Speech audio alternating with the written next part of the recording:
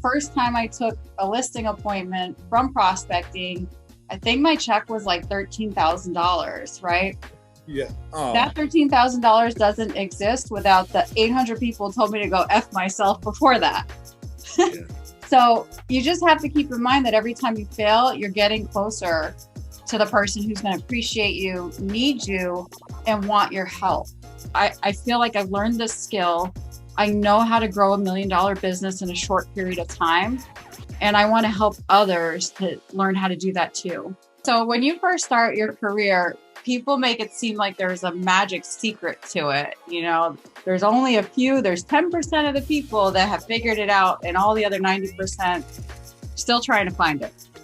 If you can learn the scripts, learn the skills, be consistent, and prospect on an everyday basis, you will see results. It's Chris Hardy with the PROAgent podcast. And today we're with Jessica Nelson, a Dallas real estate agent.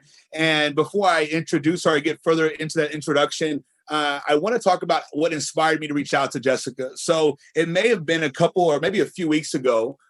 We had been friends on Facebook, and I saw her post a story on Facebook or Instagram, and it really inspired me. And she was kind of discussing this 12 months of being in a new city and the kind of results that she was getting. And it was just so impactful because we hear all the time about, agents moving around. Can they repeat and do what they're doing, in a different city in their new city?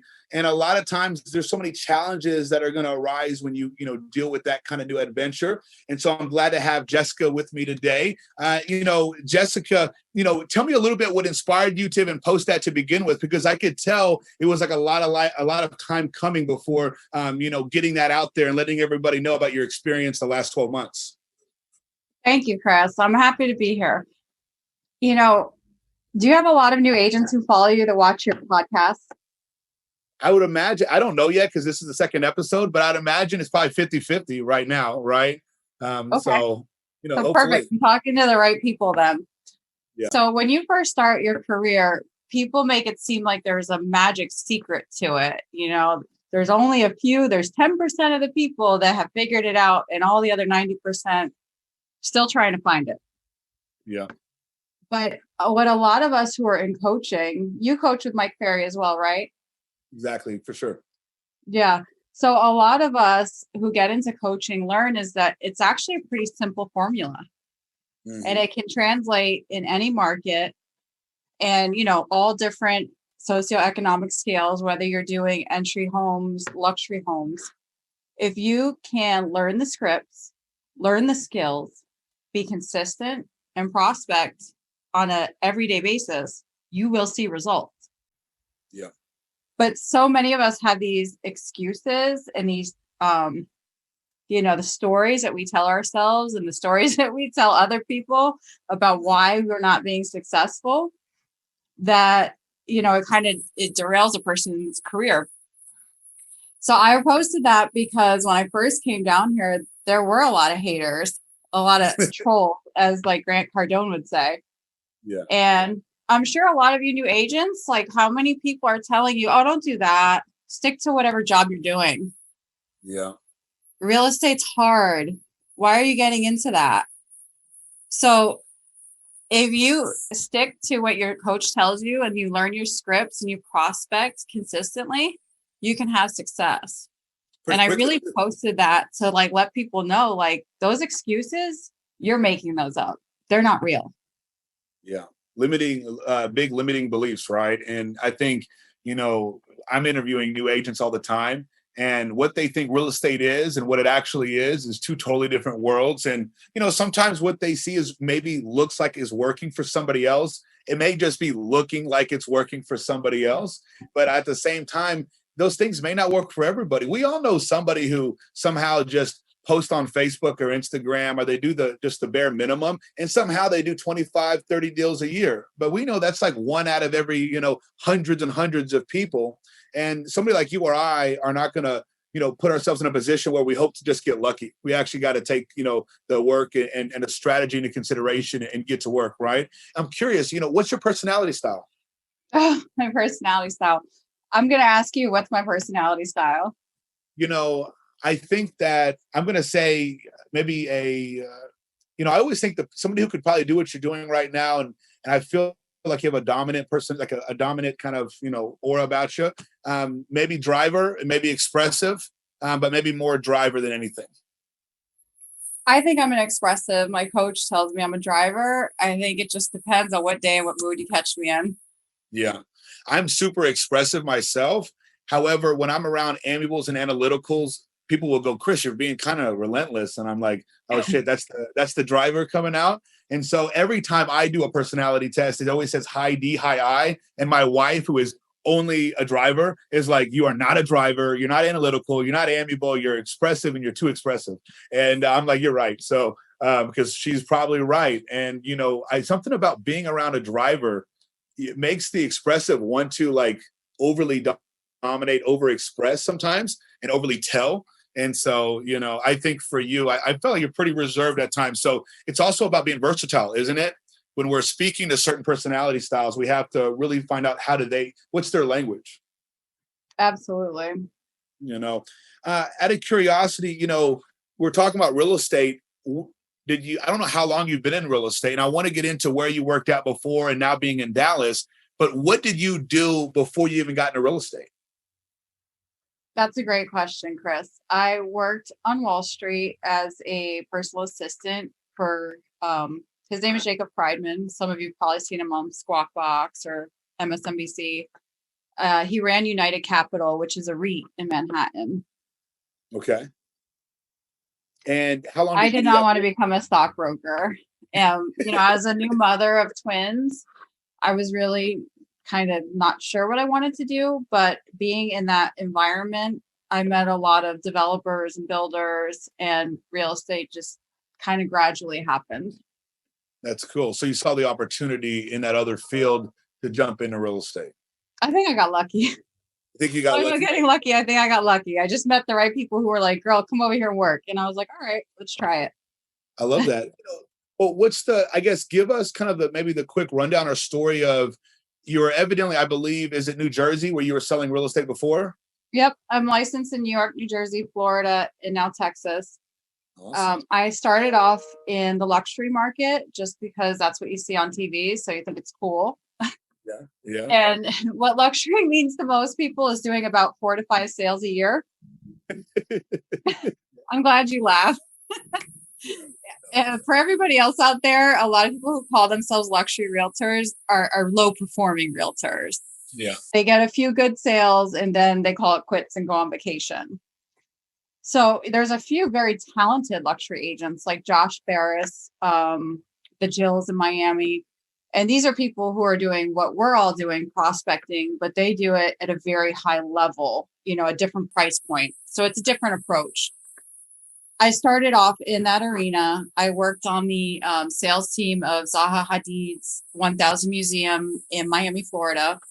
Okay. And I kind of created this very unique niche of selling second homes and vacation homes to people who lived in New York and New Jersey, in Florida, and other markets. And I did that by utilizing referral partners.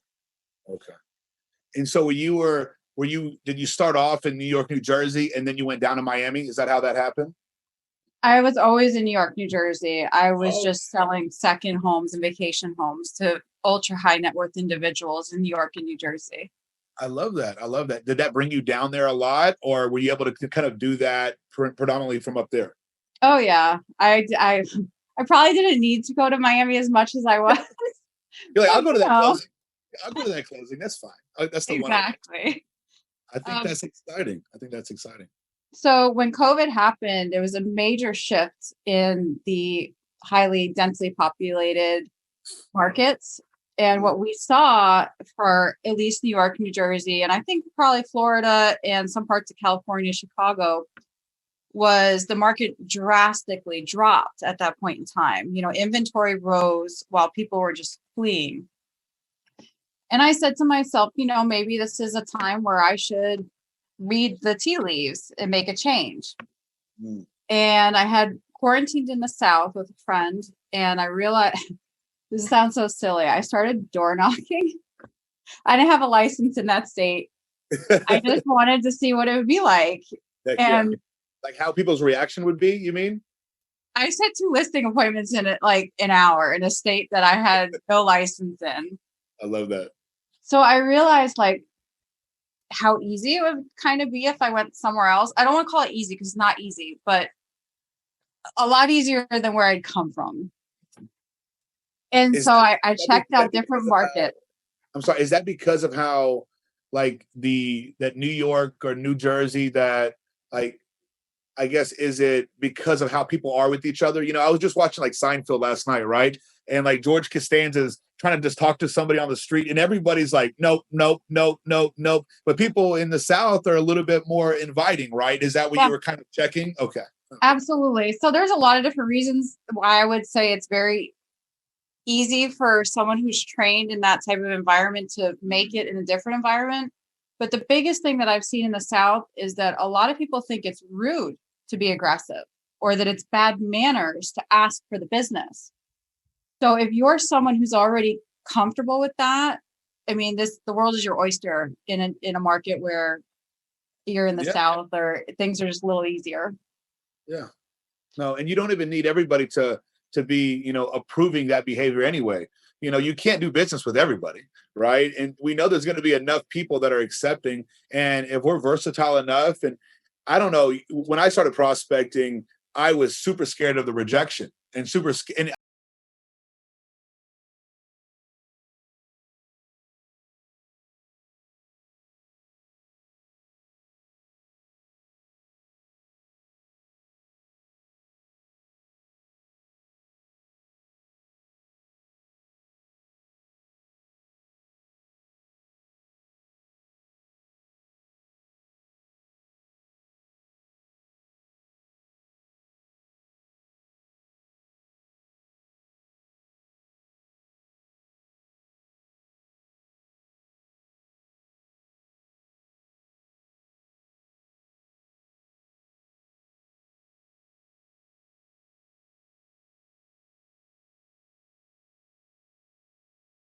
Which is what in baseball?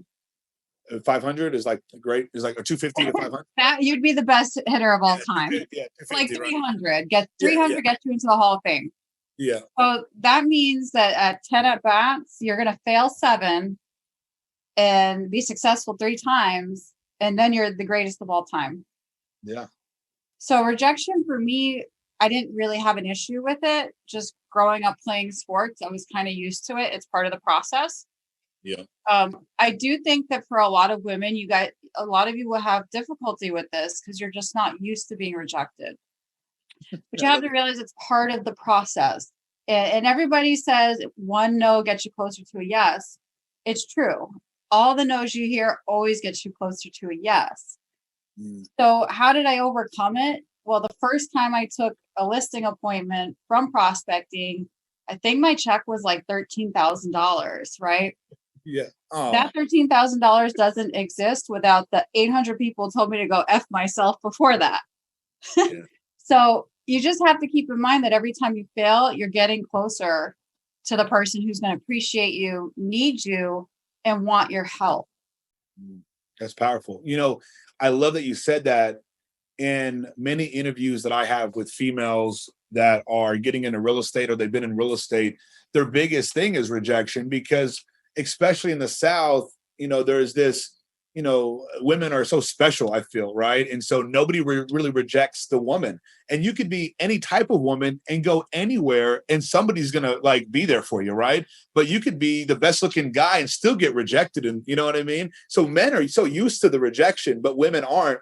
And but at the same time, when a powerful woman can get into sales and they can go out there and put themselves in the path of some rejection, oh my gosh, they get so much acceptance because it really is hard to be. I'd imagine for you when you're door knocking, just being a lady and going to a door and being dressed professional, nobody's really cussing you out, right? Like it got to be the most rarest thing. But the first thing we think of is, oh my gosh, somebody's going to cuss me out. Well, if you look like a professional, you sound like a professional, we know they're going to judge you, right? And so they're going to judge you in a good way. I've had the police call on me multiple times, Chris. I love it. I literally love it. The first thing I do is I ask them, so when are you planning on moving? Yes. And then they literally look at me like, what?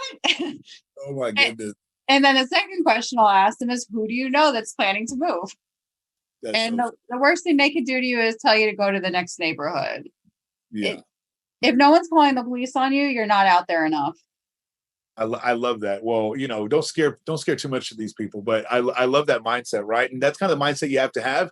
And in most cases, I feel that people are pretty cool. It's like in our office, you can ask an agent sometimes, hey, how was your morning prospecting? Did you set any appointments? Oh, people were mean today. And you ask, and it was really like one person was mean. They set an appointment and they found two leads and they talked to 40 people. And it's like, can we talk about like the appointment and the lead you got, not like the one person who is always going to be mean, right? So I love that mindset. I know that you're in coaching right now with MFO. How long have you been in coaching? Is this since you've been in Dallas? Have you been in coaching before? Tell me a little bit about that story. I got into coaching 2.5 years ago.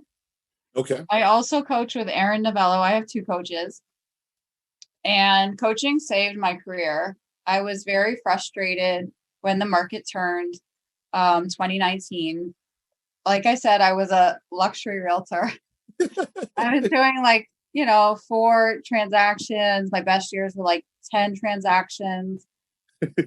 And I just Top wasn't start. seeing the results. And I knew I was capable of more. So I saw all of the top agents in my office in coaching. Tarek Hasib, John Scipione, Patrick Southern, all these names you guys probably know. They're some of the top realtors, around. And I said to myself, well, what are these guys doing that I'm not? And they were all coaching with Mike Ferry. Yeah. And So, working. They were working. They were working every day. Right. yep, and they were prospecting every day. Yeah. So that's been the magic formula for me. If my coach tells me to do something and it feels uncomfortable, do it anyway, because you're going to see the result. Yeah. Have you become more coachable over time? And, what do you think everybody's problem with getting a coach is? In real estate, we always tell people they want to get in the business because they want to be their own boss. They want to set their own schedule and they want to have unlimited income. But the best thing to do is almost delegate who your leader or who your boss is so you can get to work. There's a reason why we have a coach coaching a softball team or a football team. So how have you, increased your ability to be more coachable? And why does everybody usually suck at being coachable? I think it's just like a seller. It's your motivation. Yeah. If you need to make more money, if you need to change your life, if people are depending on you, you're going to be coachable. That's powerful. I should use that. When you're recruiting people, I feel that the economy was so good for the last 4 or 5 years that people are kind of riding on that. And there's not this like a seller. There's not this feeling that there's ever going to be an ending to this great market. But we see this inflation. Inflation just hit the highest it's been in 30 years. Certain things are happening. We don't know. They're probably going to move to Texas, so we have that blessing, right? But there's this feeling that you get from agents that they'll go, "Oh, I sold 3 homes this year. I'm not doing that good." But they're not that motivated a lot of times to get out of their comfort zone and go do 12 deals a year, 24 deals a year, 50 deals a year. So I do agree. It is that motivation. I haven't heard too many people, say it like that. I feel that since you've been with some of these other agents, you've been kind of affected from just being around them. What do you think? Like, how are you constantly thinking big? And I wrote down, what are you doing to constantly think big in terms of production, maybe your lifestyle or whatever goals you have? It's a great question. So one of the reasons why I posted what you saw on Facebook is, I had gone through a romantic split, and a lot of people said, how are you going to survive without that income? And I think that that's something that a lot of females go through when they're considering whether or not they should leave a partner that they should be leaving, because they become dependent upon that income. So I was concerned at the time about changing the lifestyle for my children that they had become accustomed to, good schools, the finest clothes, all this type of stuff that as parents, we place importance on for our children. And I said to myself, I am not going to sacrifice their lifestyle to be happy. So I needed to be happy. I needed to leave that relationship. Yeah. But I had to figure out a solution for my income to where my children wouldn't be affected. And I really posted that because there's a lot of people who said, you'll never do it. You're not capable. Because this is a person who made millions on Wall Street. And I fulfilled that myself. I can take care of my whole family based on what I do in real estate. I love that. And there's a definitely high sense of motivation right there, right? Especially when you want to give back. Because sometimes, if you didn't have the kids, sometimes after a while, we can get used to maybe the bare essentials sometimes in life, right? We can, kind of, I don't know, maybe dumb it down. The vacations are different. Everything we have is different. But when you It's know not that even so much about stuff, right? Like stuff is great. And I think a lot of people put importance on the best car or the fanciest handbag. For me, it's about independence, freedom, and happiness. mm-hmm. And that's worth so much more than just a new car. No doubt about it. I guess it's that quality of life that you and the kids had, and maybe was it to think of, like, I don't know, maybe downgrading any aspect of those things had to be a little bit of a motivation to say, I want them to feel like life is the same with mom. Mom can do these things. You're kind of showing to them what a mom can do if Mm-hmm. they were to come into any kind of situation like that, right? And it sucks that people probably thought that you weren't going to be able to do it. But man, why it may be the greatest fuel you have, in addition to having the girls to begin with, right? And so having people say you can do something, geez, tell a woman they can't do it. If I tell my wife she can't do something, she's gonna go do it probably, right? So I just go, yes, let's do it, right? So I think that's really big.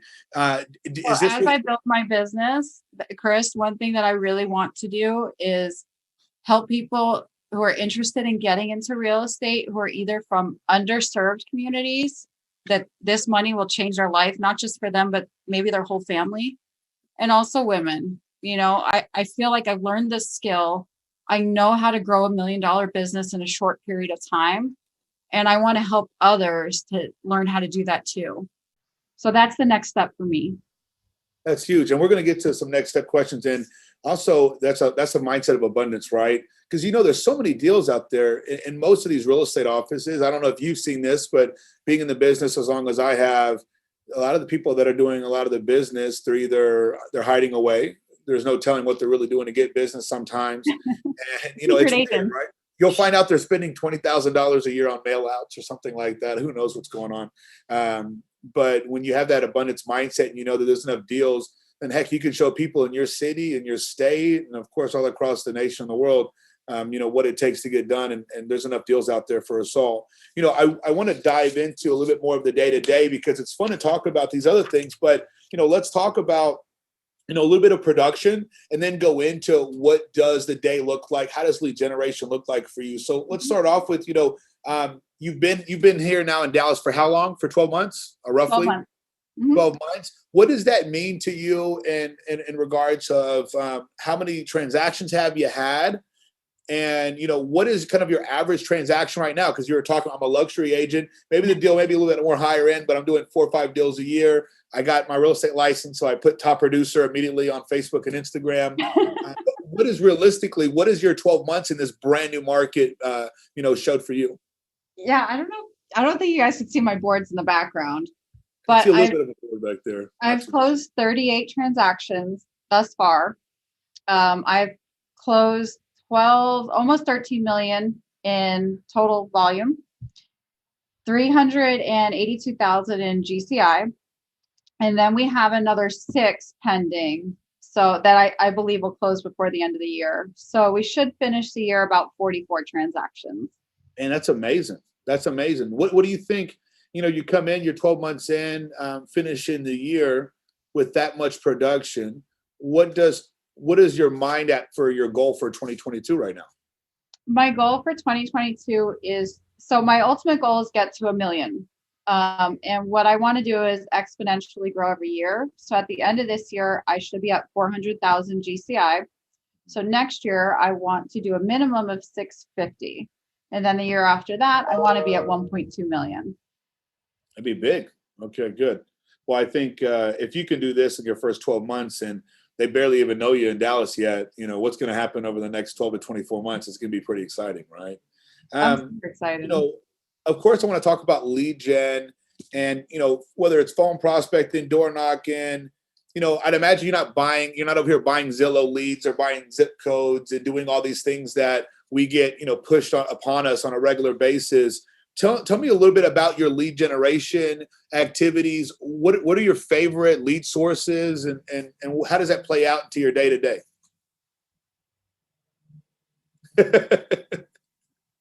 In the morning, I make phone calls Okay. for 3 hours. And in the morning, I call expireds and FSBOs only. In the afternoon, I door knock just sold and just listed. And now that I actually have a database of past clients, I'm starting to integrate calling them as well. I didn't when I first started, so that wasn't a lead source for me. Door knocking has been huge for me because nobody else does it. And actually, I started door knocking expireds and FSBOs because while everyone's calling them, very few people are actually knocking on their doors. So it gives you the opportunity to stand out. Day to day, my goal is to do 35 contacts and to set at least one appointment. So I sometimes will get to like 40 or more if I haven't set an appointment. Some days I will set like 2 appointments because, I'll get one after 10 contacts and then I'll just keep going to 35. That's exciting. So are the days different when you have appointments versus the ones you don't? Meaning, is your day to day pretty much the same? But if I have that appointment and it's at a 4 o'clock or a 6 o'clock, I'm probably not door knocking that day. Is that kind of how it works? I time block when I do my appointments, so they're pretty much the same every day. And if those aren't filled with an appointment, I will do more phone calls usually. Yeah. Out of your, probably going to end up being maybe 44 transactions finishing this year. What percentage is expireds or for sale by owners that just listed, just sold? Is it pretty even or are you About dominant? 25% each. Okay. Okay. That's big. In the beginning, I was really having great success with FSBOs. And then towards like August, it just shifted towards expireds. I think that's a market trend more than it has anything to do with me. Yeah. You're seeing a little bit more in the market come off the market. And I think people are, if they're expired, the thing right now with the expireds is, there's no disrespect to the expired seller, but if you expire in this market, we know what it is. And if you expire in any market, we know what it is. But definitely in this market, we're way overpricing if it's not selling. What are you doing to get those expireds and those for sale by owners in reality? Because a lot of times you can waste some time meeting with these expireds. I remember listening to Bernie Gallerini like a long time ago, and he said, I always give the price unless I go to an expired because they may cancel the appointment from happening to begin with. So I may get an idea of what reality that they're really in. And then from that point, I'm going to go in and I'm going to go and give them the price right then and there. How are you doing this? Yeah, I'd agree with Bernie on that. So I've actually had really great success with the expired appointments I go on. And it has a lot to do with the motivation questions you're asking them when you're pre-qualifying them. You'll know pretty quickly, was this someone who is just testing the market out of greed? Don't waste your time. Just let somebody else deal with that. Or is this someone who didn't get the service that they deserved from the previous realtor and they really need your help and your skill set to get it done for them? So that, the latter portion of the people who have a high motivation, focus all your time on them, call them, knock them, write to them, whatever you have to do to get their attention. Because, there's so many realtors going after them to just give you the chance, right? The chance is the listing appointment. And once you're in there, it's probably going to be between you and maybe one other realtor. Just keep asking for it. Keep closing. Keep practicing on your listing appointment. Role play it. Do it with your mother. Do it with your girlfriend, your brother, whoever, until you really get comfortable with it. Yeah, I think what I see happen too much in our office, and my wife and I are always constantly discussing, is an agent finds a pretty good lead that's really motivated, right? But then they call them 3, 4, 5 times. They don't get a response. And we'll ask them, a few days later, hey, what's going on with this one? What's going on with this one? And it's like, well, they didn't answer, so I haven't called them anymore. Well, they're getting called so many times, right? So many people are in front of them. They also have a life, right? And if you really found that they were really motivated, then you got to go get in front of their door, right? You got to find. They're gonna list with somebody. They're gonna sell with somebody. Like when you know that they're motivated, if they're like a 1 out of 10, if they're 7 or higher, whether it's with you or your competition, they are going to sell. So why would you give up if you know that that's their level of motivation? And especially it's going to take less time to maybe actually find that person to hunt them down versus finding the next expired, because there's still not a ton of them, right? So like the next really good expired lead, right? Yep.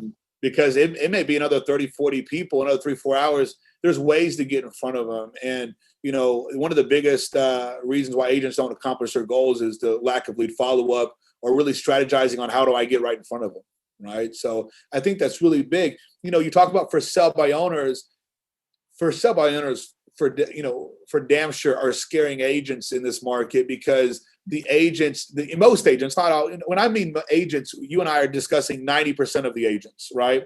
That have this mindset where it's, well, I know I could probably help this person, but I don't think they're so cocky right now. They don't need my help and their phone is ringing off the hook. But we see that their home will still stay on the market for 30, 40 days. And a lot of times still list with an agent. What got you to really start hitting the for sale by owners hard and not getting, caught off guard with this maybe arrogance that sometimes it kind of comes off to the most agents as, right? Yeah, I mean, that's like, who cares about that, right? As agents, we're supposed to keep the emotions and the drama out of it. That doesn't really matter. As a parent, for sale by owners kind of remind me of my children. They need a lot of direction. Teenagers. They think they know everything, but they don't know anything. They think that they have the experience of a 60-year-old, but they're 5 years old or whatever. You see what I'm trying to say? So with for sale by owners, you have to have an incredible amount of patience, and you also actually have to care a little bit more, or at least show that you care more than you would on like a typical appointment.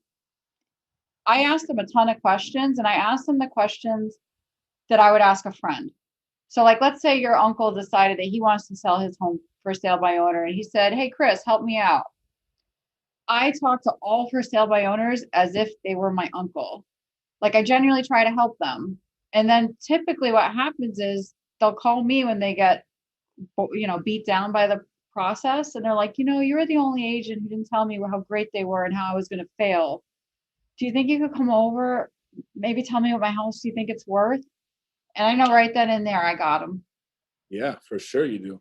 Well, I think that, when you were speaking to a for sale by owner and they're giving us all these objections, and it's a follow-up game with some of them, right? And you're right, you got to be patient with them. So it's a lot of communication. What I've found out and will help some of the agents, ask the for sale by owner, no doubt about it, you can get an offer in today's market. What's your next step? And what we have found, maybe it's a little golden nugget for some people to use, is that the people that know the next step, like know, okay, I'm gonna contact the title company. Most people don't even know that. Doesn't even come to their mind, right? And that's how you know that exactly. That's how you know they really don't know about the process. They're just hoping to get a really good offer on the house. And if somebody answers it and they know a lot about the real estate process and they're like an investor, then, maybe that's not your ideal for sell by owners. If they go, oh, my last 20 homes I've sold by myself, and they're sometimes okay making less than they would with you. Yeah, still work them, right? But I think there's enough people that are just regular homeowners that are just trying it out.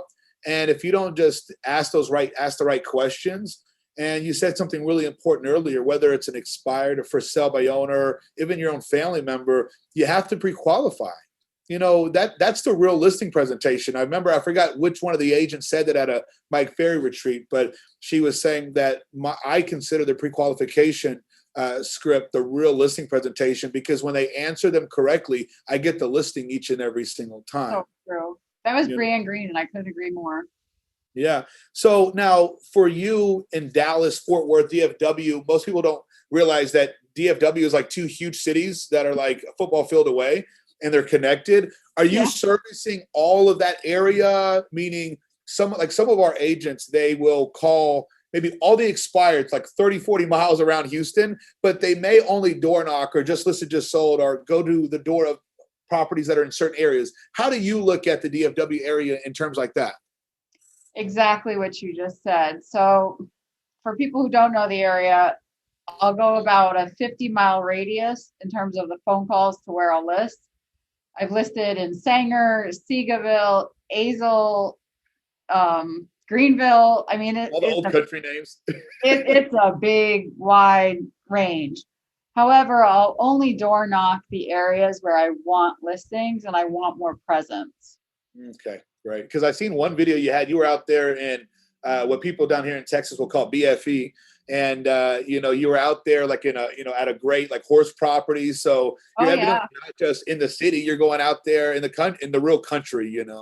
So that was actually my first listing that I got in Texas. It was a FISBO, yeah, and I sold that ranch, and nobody could believe that we got over a million for it.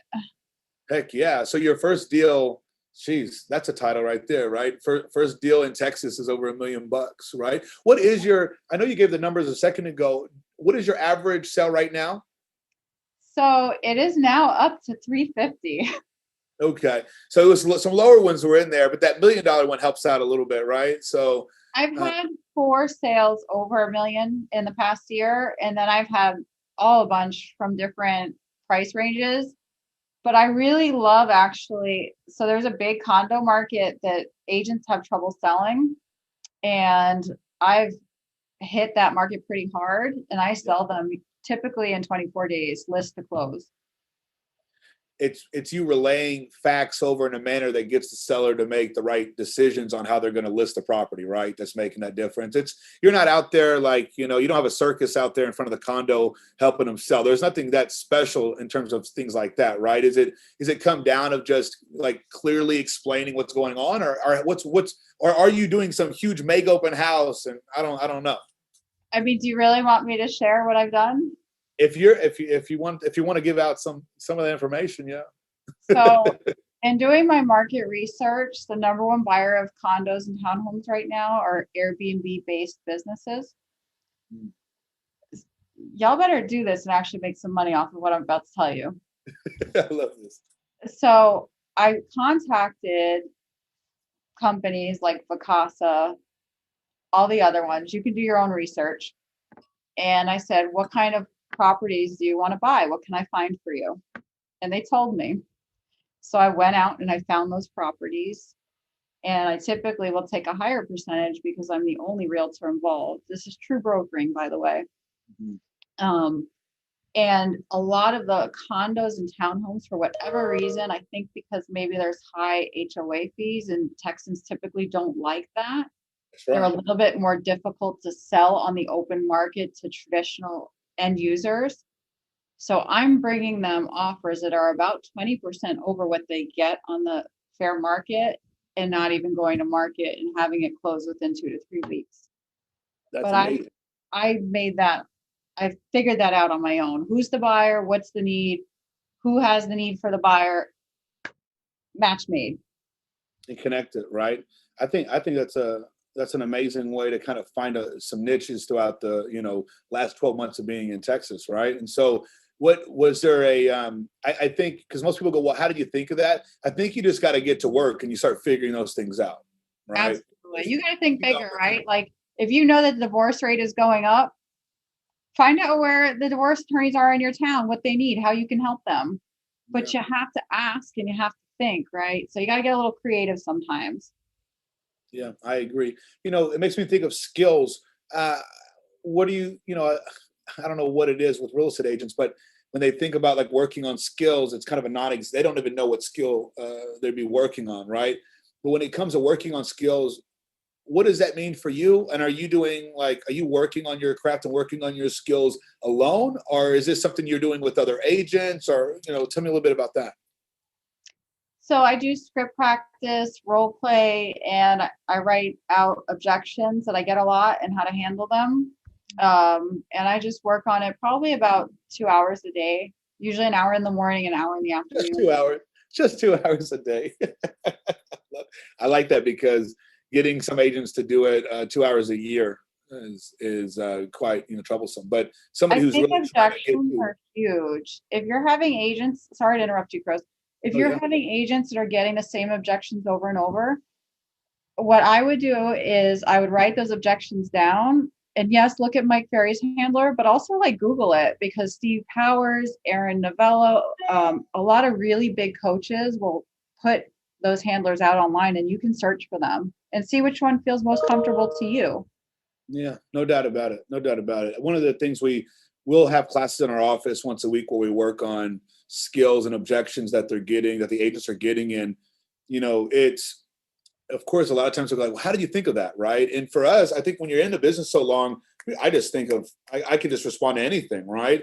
It's not just the words, and I think that's why a lot of times those coaches will put the information out there. They know it's going to get out there anyway, but it's really only 7% the words that you say, right? It's way more your tonality, it's way more your body language, and how genuine you're really coming across and how authentic it really comes across to that person. And then the words just make everything so much more captivating, right?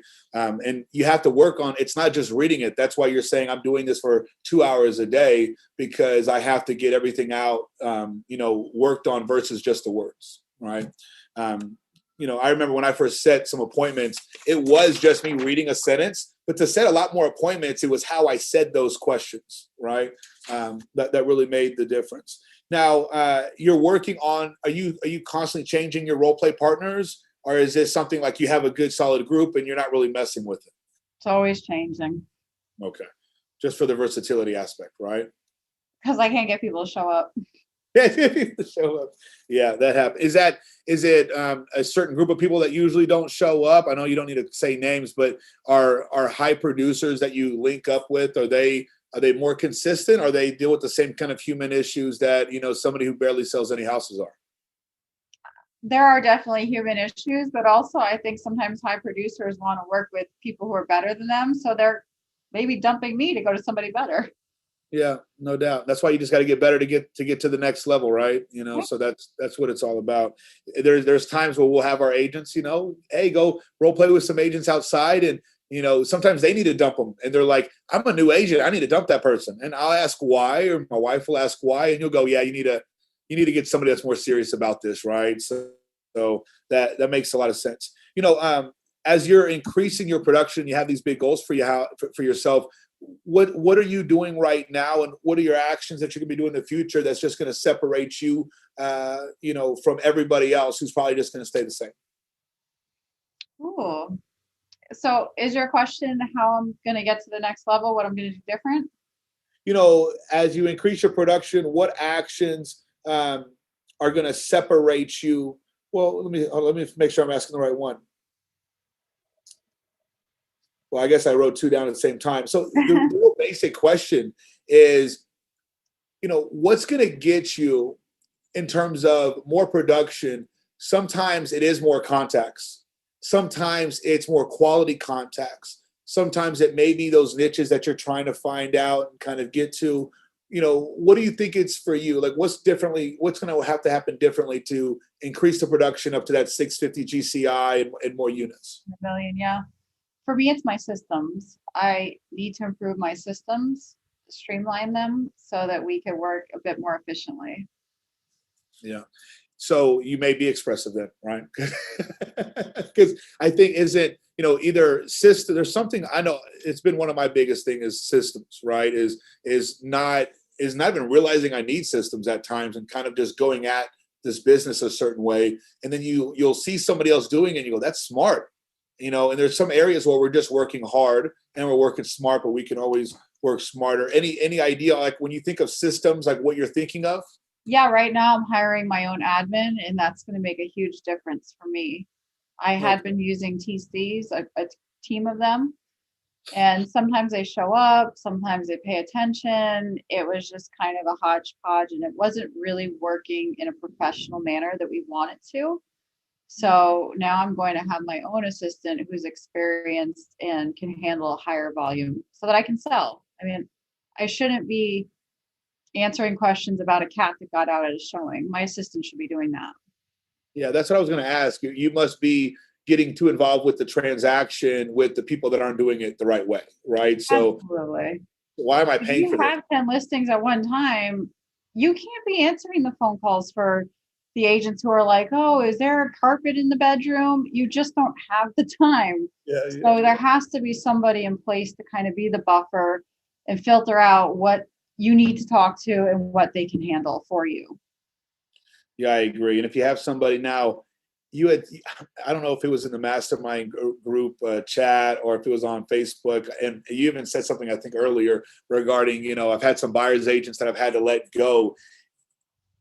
Being in that kind of leadership position, is there something that, is it really just finding the right fit, or is there some things that we could be doing better to kind of get the people that we're hiring prepared?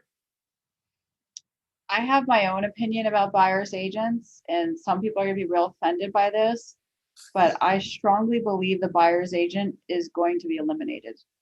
Showing assistants are fulfilling the need of opening the door, and the team lead is really the one who's going to negotiate in a professional manner to help the client. I don't see a need for a buyer's agent anymore. Okay, that's powerful. Yeah, people are definitely have opinions about that, and that's fine. I think It's okay. I can catch tomatoes, throw them. there you go. Well, the thought that comes to my mind when you talk about that and that type of way is, I remember, so my parents had a real estate brokerage open when I was 3, 4 years old. So I was there when they used to have 4 or 5 people on the phones waiting for people to call, and you could sell 25 homes a year just being at the office 3, 4 days a week and just taking phone time, right? And I remember when we'd get a fax of all the new listings in Houston, and it was like, a million pieces of paper, right? And what people were coming into the office for was to find out what listings were available, right? And so when that started happening in Google and Zillow and all these different platforms, the older agents who have been in the business a while were so scared, oh, these people are going to have all the information. But that really was never the job of the agent. The job of the agent was making sure the file goes from an active status to accepting a contract to facilitating every aspect of the contract and actually bringing the seller a check at closing at the title company, right? And unfortunately, before the Google and the internet was going like it is now, we had to do a little bit more jobs than what was just, I think, the job of the real estate agent. What you're talking about is kind of like that to the next level, right? With everything going on and the ability that, really there'd be no showing assistants if the showing assistants are in most cases licensed agents, right? Mm-hmm. They If they have learn to how to be. sell real estate at a high level, they wouldn't be showing assistants. And really the lack of professionalism in our business and the reason why the 90% of the agents are not doing what they should be doing may actually be the reason why they almost take themselves out, because they're the ones that are waiting on those 2, 3. We know the average agent, if they do 3 deals a year, is working with a buyer, not a seller, right? So in reality, they're almost taking themselves out by not learning the skills and the dialogues and the strategies that you're kind of talking about with me here, right? Would you agree? Absolutely. Yeah. Whenever I interview somebody, I ask them, do you want to be a lead producer or a lead servicer? And they always look at me confused because what I'm finding, and I'm sure you as a broker deal with this every day, agents want to be the team lead, but they don't want to lead produce. That doesn't exist. There's no such thing. You're either produce the leads or you service the leads. Yeah. No doubt about it. I feel that, we see this too, because most people, when they post on Facebook, hey, do you need an agent? It's always they're almost not even selling themselves as a listing agent to begin with, or as that lead producer. Mm-hmm. It's always going into the, hey, who's a first time home buyer? These are the steps to buying a house. They go into because they don't really understand the business. They try to communicate with the people that don't know the business either. Correct. And and then the problem is those people maybe, and I'm not saying we don't need to help those people. We got to help those people buy houses. But the idea though is those people may constantly be in this rental, period of their life where they're like, am I going to buy? Am I going to rent? Am I going to buy? Am I going to rent? Versus having somebody who has a high level of motivation. Because if you can pay rent, you can pay a mortgage. If you can pay a mortgage, you can pay a rent. But if you're actually selling a house and you have a high motivation to go and get rid of this home and buy into something else, I don't know, there's just different conversations that are taking place. And maybe those conversations are too real.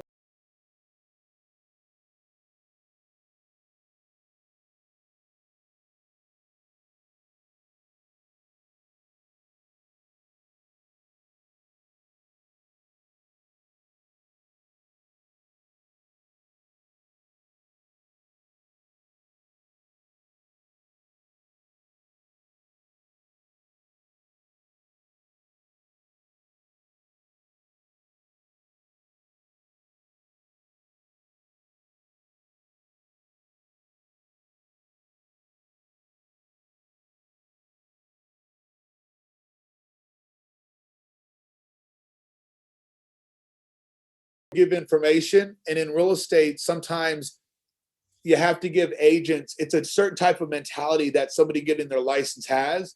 And so you have to have an office that looks just sexy enough that it gets the appeal that they're looking for. You have to talk about how to get to a certain amount of transactions without talking about actually how to really get to a certain amount of transactions, so they don't get scared off, right? Because they didn't get in the business to be in sales for some reason. I just met with somebody the other day. Well, I'm in marketing and I do marketing and I'm in marketing and marketing. But, every property has to be marketed. But to get the property, you have to be in direct sales. Correct. Right. And so I interviewed a brand new agent yesterday, and she goes, well, this is a lot different than my other job, or it's not that much different, but I came from selling shoes. I go, it's the same thing as selling shoes. It's just a more expensive shoe. That in reality, you have the listing. You represent the company that you work for who sells the shoes, and your job is to get that shoe sold to somebody who wants to buy it. And it's the same thing with the listing. And without the inventory, you have no shoe to sell to anybody, right? Right. So I was like, I actually love that you're in that job. You have that job history versus somebody who has maybe just passively been taking a salary and not really proactively working, for each transaction, because it's a different mindset, right? So of course, I don't want to go crazily over time here. I have a handful of other questions. Some are going to be pretty quick, but I wanted to ask, why do you feel like sellers are deciding on Jessica versus other agents in the neighborhood? Most people go, oh, I don't want to go into this neighborhood or go into this area. This person dominates it. What's getting sellers to decide on you versus the neighborhood agent? They know I'm going to get them more money. There you go. So it's in the presentation that's making the difference, that they're seeing those numbers and they're seeing the actions. Correct. Okay. I like that. Good job. Now, for kind of a quick answer wrap up, who's your agent idol? Who's an agent that you're like, I want to be like that agent? Like, that's somebody who inspires me the most. Karen Bernardi. Me too. Have you heard how she door knocks, right? I have not. I didn't even know she door knocked. Yeah, she goes. Well, who knows how she door knocks now, right? But I remember she was on a mic. She was on the stage a few years ago, and they were talking about, well, I have a driver, and we pull up in my Rolls Royce or my Bentley or whatever kind of car she drives, and she just goes to the expired and knocks on the door. I love that. That may something new I love about her. Yeah, that might not be what everybody's able to do, right? But it's really cool to see that somebody who could probably make a ton of money not doing anything now because she's done so much, is still willing to go, I want that listing right there. It just expired. And I think, I know her average sales price is maybe, over $1 million, right? I heard it's 1.4. Yeah, 1.4. So that may not be bad to going around. If you're doing a couple hundred of those, you may be willing to pull up in the Rolls Royce with the driver, right? So I think that's a great answer. Producing at another level. Yeah, for sure. Maybe one day you're going around the upper echelon of Dallas in the Bentley or the Rolls, and your door knocking, right? You were talking about sports earlier. What's your favorite sport? To watch is baseball. Okay, you're right. 3 generations deep of Yankee fans. Do what? 3 generations deep of Yankee fans. Oh man, well they didn't show up this year. Maybe next year we'll see. I used to listen with my grandmother. She would have the radio on while she would, do laundry and cook dinner. Yeah. And listening to baseball on the radio nobody does it now, but there's something special about it. For sure. It kind of brings you back. That's like a dated time. People now are watching the baseball game and they're on their phone the whole time. So they don't even, maybe it sounds like the radio because they're not even watching it half the time. You've made a little bit of money now and you probably had some experiences. I'm curious, what's the best place you've traveled to with the family or any place you've traveled to that is like, golly, I love traveling to this place. My favorite place to go as a young adult who's just going to have a good time is Ibiza. My Okay. favorite place with the family is Paris. I love that. Great answer. And your dream vacation that you just haven't been able to go on to yet. So for my 40th birthday, which will be not this year, not next year, but the year after, I want to get on a yacht and sail, or whatever you call it, cruise the Mediterranean for like 3 months. Good. I think that's awesome. I thought about this. I thought about this question because I was watching that podcast with Josh Barker, and I think it was Josh Barker who had. I think he took like a year off to go and travel Europe with his family, and how impactful that is for people listening to that. So I think that's very impactful. Yours is as well. Hey, go 3 months in the Mediterranean, right? Is there any? And you talked earlier about women getting in business, helping people get into the business that maybe from a lower financial status, show what this business can do. Maybe this is part of that answer, or maybe that answer is part of this question, but how do you want to give back? How are you giving back and what's your plan with that? Yeah, I would love to give people the tools to be financially stable and independent. So I am looking to expand by hiring the right staff member of the team. And I also have a charity that I've been growing. I need the right person to help me with it. Maybe you'll see this and reach out to me. Yeah. I have an idea to pair retired and I forget the right word, but police officers and people who come back from the military who kind of suffer from PTSD, because the studies show that when you give them a task and something that's important, it actually helps them recover from PTSD, and they would be protecting survivors of domestic violence. So my idea is to get this model into like shelters, because women who leave their abuser in the first 48 hours are more likely to be murdered than any other time in their life. Yeah. So I feel like it's an amazing solution to two problems that we have in our society. I just don't really have much charity experience. It's called My Bodyguard, and I would love for someone to help me actually like get it off the ground and really make a difference to help people. That's great. So it's called My Bodyguard, right? My Bodyguard, yeah. Because it's What my buddy with a gun who can protect me. what happened? Did something happen, or did you see something and you go, this is a need that needs to be fulfilled? Or what got that in front of you? Some people, it's a cancer organization because of this or that, right? What happened? So when I was pregnant with twins, I lived in a shelter for a little bit, and I to see where I'm at now in my life compared to where I was is That's big. I can tell it's real and big and emotional. I didn't ask it thinking there'd be anything, deep roots into that. But so evidently through maybe some life experiences and seeing things, you're like, hey, this I is was something. homeless Yeah. and pregnant. Yeah, that's big. A lot of times, not it's an unfortunate situation, but Jesus Christ, that's the fuel, right? Right? Isn't that like at times when you've been in certain situations, being like for myself, my mom comes from Colombia, right?